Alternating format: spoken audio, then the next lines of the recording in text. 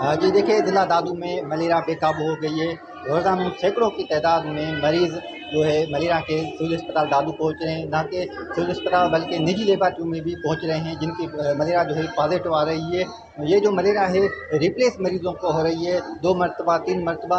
इसके लिए डॉक्टरों ने ये दवा जो है तजवीज़ की है कि प्रीमाकोन इनको खिलाई जाए, मगर यहाँ पर सिविल अस्पताल दादू में वो जो है प्रीमाकोन टैबलेट ख़त्म हो गई है। हमारे साथ यहाँ पर मलेरिया इंचार्ज है, हम उनसे बात करेंगे कि यहाँ पर मलेरिया जो प्रीमाकोन टैबलेट है वो क्यों नहीं आ रही। सर बताएं, मलेरिया टैबलेट क्यों नहीं आ रही है, क्या कह रही है? असल में ये जर्मनी से आती है, बाहर मुल्क से आती हैं प्रीमाकोन। और हमारे पास बहुत ज़्यादा ज़रूरत है, लेकिन हमारे पास जो पहुंचती हैं वो बहुत ही ज़्यादा कम पहुंचती हैं। हमारे पैसे ऐसे समझे कि 5% भी नहीं पहुंच रही है।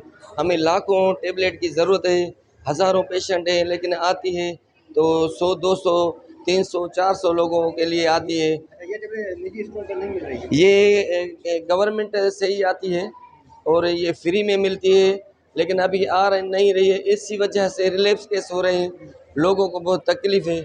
हमने बार बार रिक्वेस्ट भी भेजी है, हमें कुछ टेबलेट मिल भी रही हैं, जो मिल रही हैं ना वो ना काफ़ी हैं।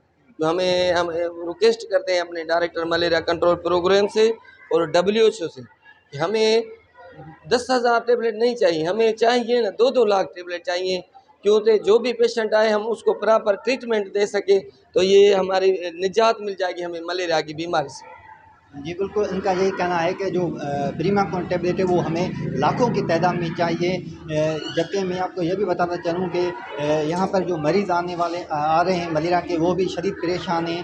उन्होंने भी यही मुतालबा किया है गवर्नमेंट ऑफ सिंध से, तो फौरी तौर पर प्रीमाकोन टैबलेट जो है वो फौरी तौर पर यहाँ पर दस्तयाब की जाए। जी।